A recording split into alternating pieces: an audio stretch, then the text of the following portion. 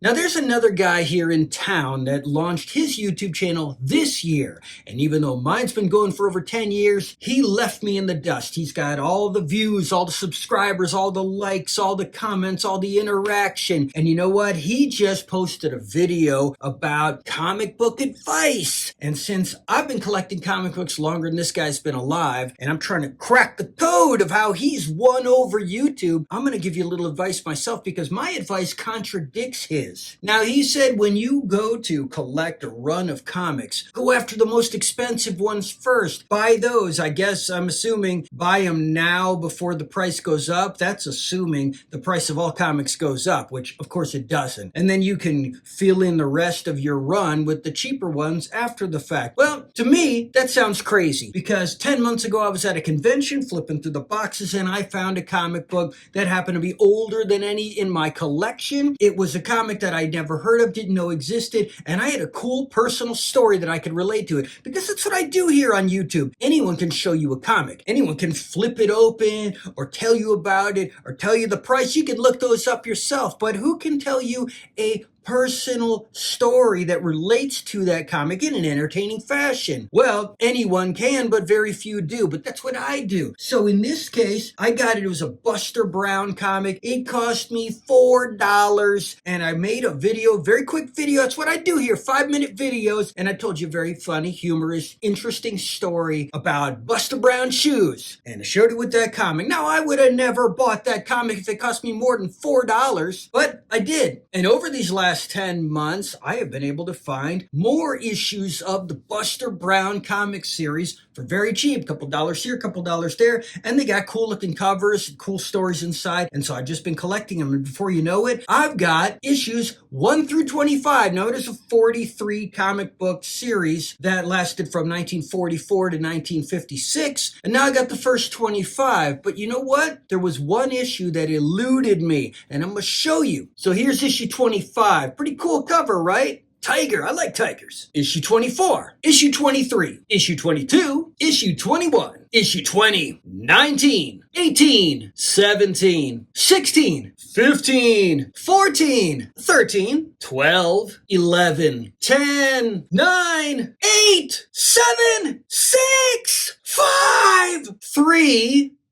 2, and issue 1. I had to get this one slabbed. I didn't get it slabbed, it came slabbed. And even though I hate slabbed comics, I made an exception because it's issue 1. And hey, it was still cheap and it's issue 1. But do you see what I did there? I skipped one. I skipped issue 4. That's the issue that eluded me. All of those were cheap, even the cased issue 1. But issue 4, there's only been one for sale. I haven't found it anywhere except on eBay. There's been one copy. It was sitting there on eBay this whole 10 months and probably long before that. Not for the $4 I was getting the other issues. No, this was $135. What's so special about it? I couldn't tell. Did as much research as I could. I have no idea why that one's so expensive. KeyCollector.com calls it a non-key, just like it does for every issue. It came out in January of 1946, and if I wanted to complete my collection, I was going to have to spend $135 on this one stinking issue. Now, tell you what, if I had gone to that convention 10 months ago and saw Buster Brown comics for $135 for an issue, I would have never bought it, brought it home, and told a funny story, or started to collect every issue from the run. But to get these things cheap, boy, it's fun. You can get them all. But then when you get to the end and you got one spot left to fill and it just eats at your soul until you get it, that's where you find the resolve to pull out a lot more money than you'd ever want to, and you buy the expensive ones. Now, how much did this $135 comic raise in price over these last 10 months? None. It's the same issue that's been up for sale. So did I save any money or lose any money by buying it now instead of 10 months ago? No, it's exactly the same. But I tell you what, I wouldn't have any of these 25 issues if I didn't buy it now, because I would have never bought it then. I would have never got any of these. But here it is. I haven't put it in a little plastic case yet. I will soon. But while we have it here, let's take a look inside. Let's see what's so gosh dang special about this. Well, right off the bat, I've got an inkling of what it could be. This cover is made out of the same paper as the interior. Yeah, you can see it's written all over and still it costs that much. Well, with a comic book coming out in 1946, and this is now 2025, with a paper cover like this, I bet these things just didn't last. I bet this is rare. There was a paper shortage. It was World War II, and I guess this comic had to suffer the cuts of it, cuts of that shortage. But you know what? I have another theory as to why this comic might have cost more than the others. Not just the paper cover. I think that's part of it. I think that's a big part of it. But it's this first story here, The Leathern Cord of Magic. Now, this is written by Hobart Donovan, but it's drawn by John Junta. So what's so special about that? Well, John Junta penciled this story, but you know who John Junta's assistant was? Frank Frazetta.